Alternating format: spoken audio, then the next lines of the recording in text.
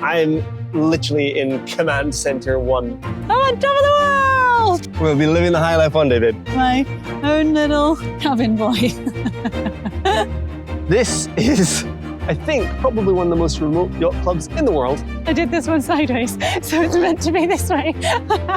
I'm so thankful for satellite imagery. I basically can't see anything looking through the water. It's getting a little bit exciting, isn't it? But it's aiming kind of forward. This might be my favourite place in the whole world. Get yourselves going. It's here. It's waiting for you. It's on.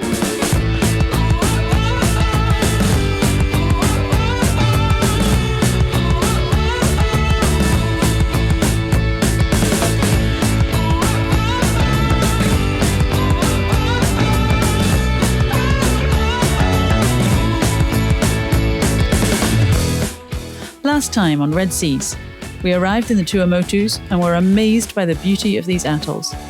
We went exploring on the beach and tested our survivor skills, then found the very spot where Kon-Tiki crash-landed after crossing the Pacific 75 years ago. We moved to the north end of the atoll, where Ian abandoned me to the sharks, and we couldn't believe what we were seeing in this completely pristine and untouched part of the world. Now we just have to figure out how to navigate these lagoons safely.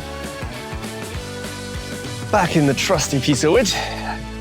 So what's the plan? Someday to buy a bosun's chair. One day when all our dreams are realised. That's it, the day will come. We'll be living the high life one day, babe. Yeah. That looks great. It'll do. So this has been a long time coming project. It's an IP camera, it lives this way, right? And then I 3D printed a little base plate, which is inside this housing, which is actually the old housing for a deck light that we don't use. And then the camera is mounted to the plate and the plate is mounted into the housing. So the whole thing's rock solid, it's not going anywhere. And then we can aim this little dome camera. And the idea is that we'll be able to see ahead of Indy and work out where all the coral bommies are, and we can steer around them and it'll be like our eyes in the sky. Basically, it's a crow's nest.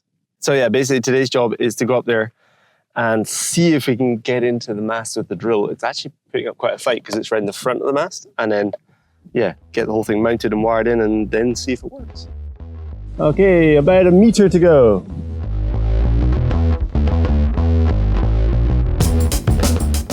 Tiny bit. Tiny bit. Yeah, that'll do. Cool. And all of our work is happening in front of the mast. It's not the easiest thing to do on this boat because there's no steps or anything, so I've just got to kind of pull myself around to the front of the mast while this is holding me up. And hopefully I don't lose my balance and slip back around because I'll just start spinning around the mast, which is not ideal. Oh, step one, drill a hole at the top of the mast. So easily done.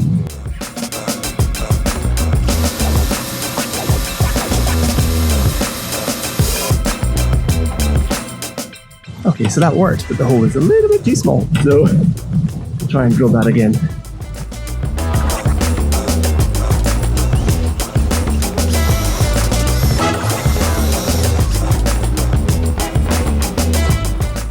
Almost, but not quite.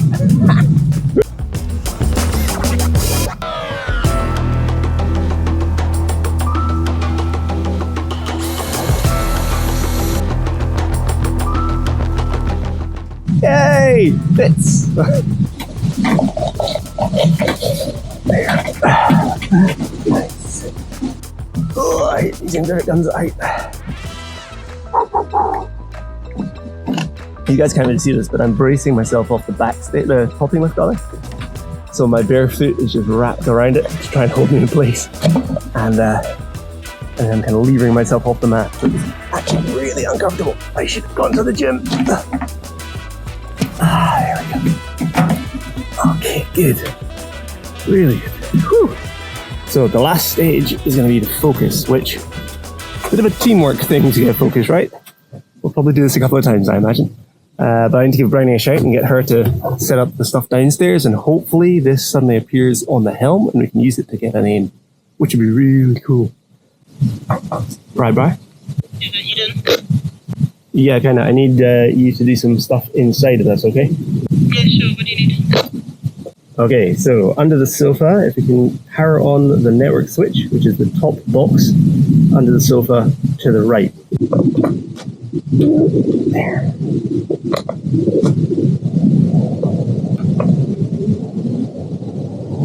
There we go.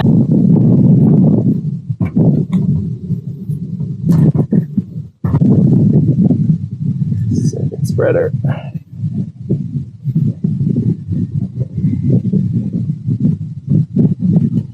And you're down again. Success? Whew. Yeah, mostly. Yeah, so basically we've got to focus the camera still, but we couldn't get the camera to come up on any screens. So yeah, we'll get the wiring side of things sorted out again, and then I'll go back up at some point. But it's aiming kind of forward. Kind of forward. I like the sound of that. It looks kind of clean. It'll do. Good job. Project in the works.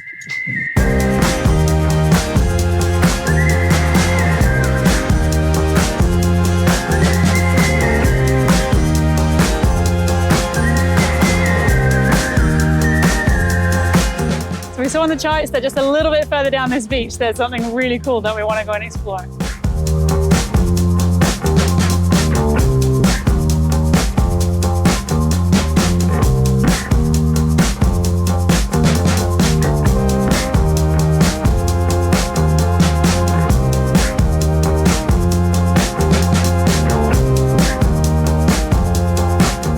We haven't even got there yet, and this is just absolutely so picturesque. It looks like a painting. The water is so still and the sun is just almost setting, so the light is just beautiful. Oh, this might be my favorite place in the whole world. Ooh. Oops, or it would be if I was paying attention and we weren't hitting bommies. One job. There's one. Thank you.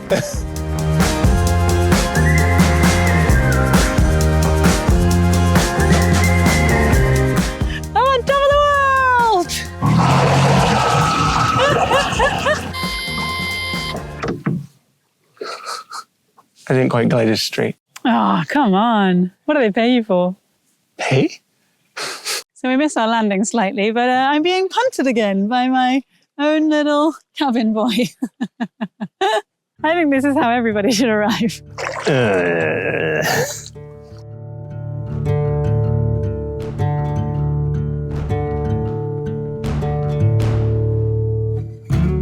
Perfect stop. This is great. And then we can just tie up to this palm tree here. It's like it was designed for dinghies. Nice dinghy dock.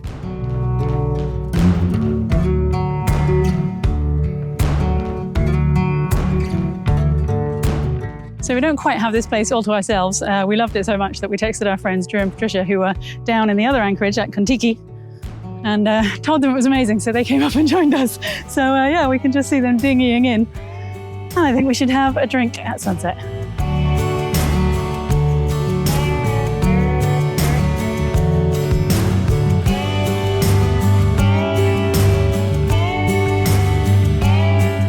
And here it is. It's a bit later in the day than we expected, but we made it to the yacht club.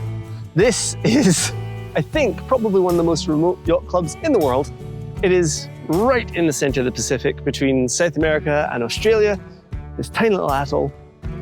There's just birds sleeping on the ground and coconuts and palm trees. How cool is that? It's pretty sweet. I'm wondering if the staff turn up at any point for a drink, because I'm getting thirsty. Click your fingers and see what happens. But what's quite fun is we can see all the different people who've been here have left a little token. What else? 2007? If any of these are you guys watching, that'd be hilarious. Oh, that would be amazing.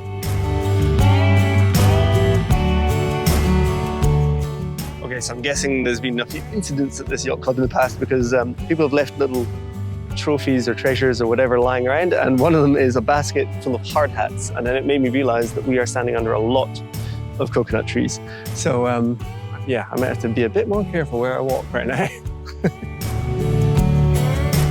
Okay, what's the deal? Explain this to me, because you spend all day messing around with the sewing machine and I don't see anything good on the boat as a result. Okay, so yeah, just in general, we like to leave places nicer than we found them. We pick up trash if we see it on the beach. And I thought this place could do with a little bit extra decoration. I knew there wasn't going to be much here. And I knew that cruisers had been like, yeah, putting up whatever they had around to try and make this place look nice. So I made some little nautical flags that I thought we could hang up, which, if anybody knows their nautical flags, these are the letters. So let's not give it away. Let's leave it for the comments. the deal is, if you are the nautical type, you need to leave in the comments to this video what this spells out. Because I don't actually know the nautical flags. Bryony did this all on Google earlier, and I need to pretend that I do know, okay? I do have two, I would say clues, but they're not clues. They're just correcting my mistakes. So you've got two mistakes. Well, I ran out of yellow fabric, so I did the first two stripes on this one, and then I got the closest thing to yellow, which was slightly spotty. And then I sewed these little tabs on so that we could hang it up here, but I've just realized I did this one sideways, so it's meant to be this way. So maybe it spells out a rude word now, and if it does, that's not my intention, I promise. Ooh, but if it does, put that in the comments. Yes, so these are going to hang up here and decorate. Forevermore. Forevermore, so everybody knows what this place is. And I've got some lights to put up because we're going to sit down and have a drink, I think. Well, the barman hasn't turned up, but luckily we brought our own. Ooh, the bar's a bit wobbly. So, delightful, delightful sundowner cocktails at your service. Oh, hello, in glasses no less. I know, I thought we could be posh. I should have made a little umbrella. There you go. Cheers. Okay, so to celebrate our arrival at probably the most remote yacht club in the entire world, we thought we would do a little treasure hunt for you. So we have got some special Red Seas treasure and we are going to bury it. And if you can find it, it's yours. So we don't carry a lot of treasure on board, but we've been kind of busy and we've figured all good treasure has to have actual money. So we have 8 million pesos. 8 million pesos, because you can't use them here, and you know we don't need money. And then we have the obligatory pirate patch, which will be in there, along with a very sought after Red Sea sticker. Ooh. The other one we're going to actually put somewhere. I haven't worked that out yet. And then we made up this little, sea shanty. Really badly written because it's about pirates. And so that was written by ChatGPT. So we thought that'd be kind of fun. It's all about Red Seas, and anyone who makes it here is kind of celebrating your adventure. So we're hoping that you can maybe bring a pencil or something and inscribe your boat name on the back, and maybe don't take this away, but you know, you're welcome to the money. And then the last one, you spent ages on this one. I'm really pleased with it. It looks really good. You guys might not know this, but Bryony is really artistic, and she does these things that are these paper cuts.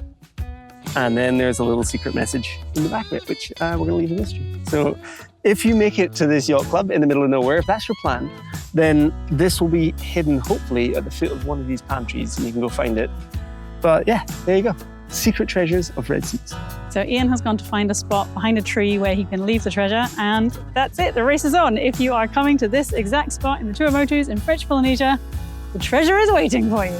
And remember to send us a photo, because we left a sticker on Mopion Island, that little sandy island in the Grenadines when we were there. And months later, some of you visited that exact same place and sent us photos of you on that island with our sticker. And that was just really cool to see you where we've also been. So yeah, get yourselves going. It's here, it's waiting for you. It's on.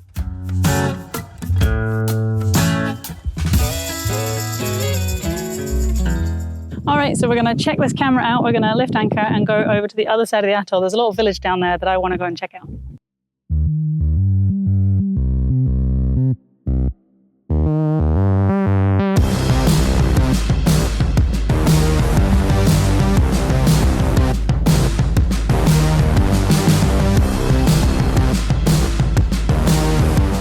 So this is always like really difficult to film when there's only the two of us and we're both running around doing multiple jobs.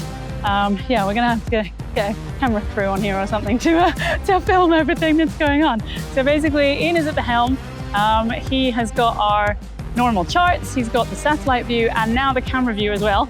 But I'm also standing up here. I'm standing as high as I can on our little pulpit seat to try and get a good view through the water. It's like 10:30, 11 in the morning, so the sun is really high in the sky. It's just behind us, which is helping as well. And yeah, we're going to try and follow our track out of here because we know that that's safe. We did have to stop a couple of times, like a little emergency reverse for a bommy that we just saw at the last second. But generally, that's a safe route. So I am just keeping an eye out, making sure that we don't hit anything and not getting distracted by talking to you guys this time.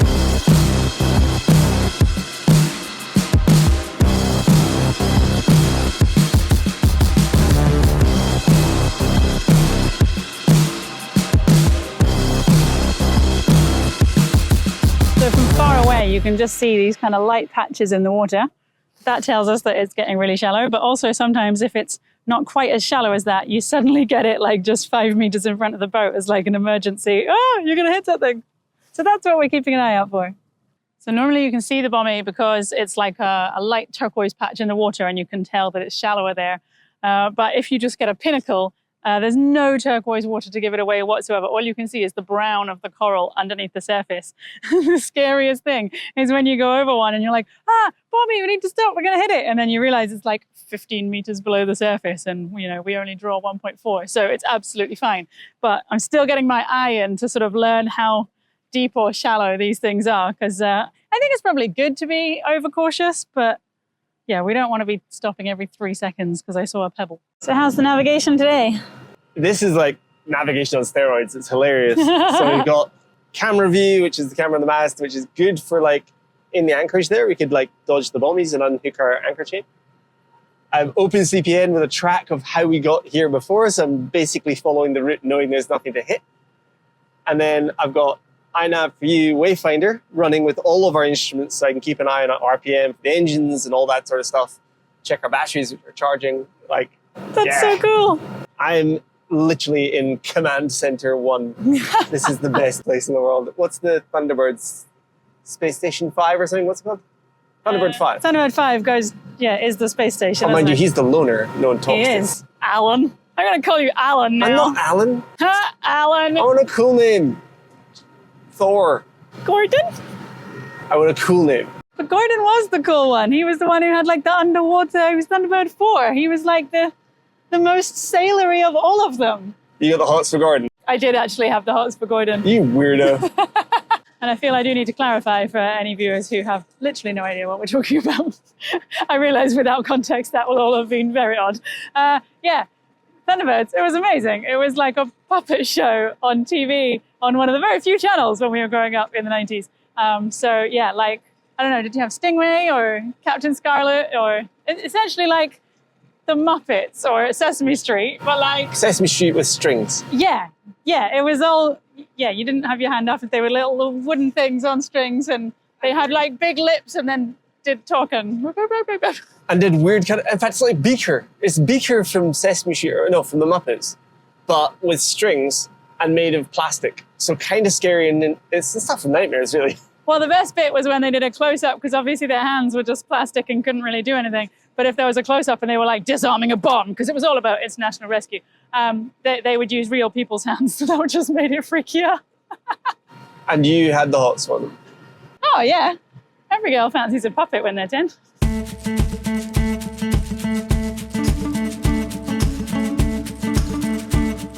Alas, I think the Scottish flag may have seen its last days. It's getting a little bit exciting, isn't it? Basically, the only bits that are staying there are the bits where I've sewn it together. Maybe if I like quilt it next time, just lines of stitching holding the fabric together.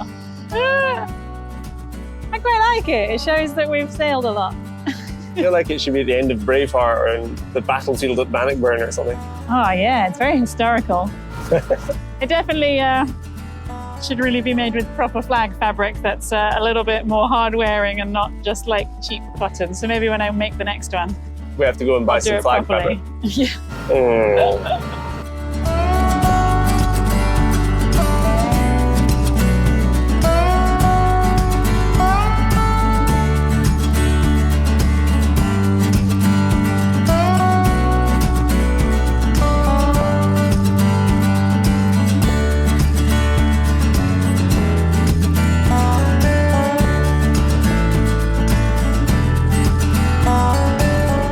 We're just approaching the village now, so there's a couple of channel markers around, which is a little bit helpful to help us know where to go. But unfortunately, we've got tons of cloud cover, which means that I basically can't see anything looking through the water. So we're going to have to rely a little bit more on the charts now and less on our own eyes. But they have been quite accurate here so far, so I guess we're just going to cross our fingers and hope for the best.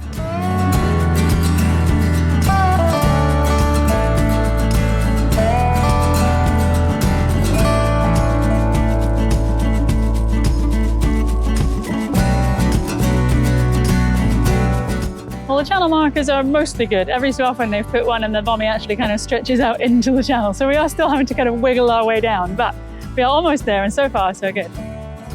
All going well?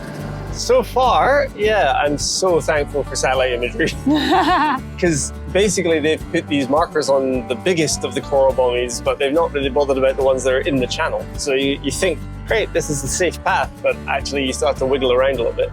Yeah, but it is, I don't know, seems like there's slightly more information here than we had at the other end. We were literally in uncharted waters, whereas technically this is somewhat charted. Somewhat charted, hooray! We're gonna go with somewhat charted waters.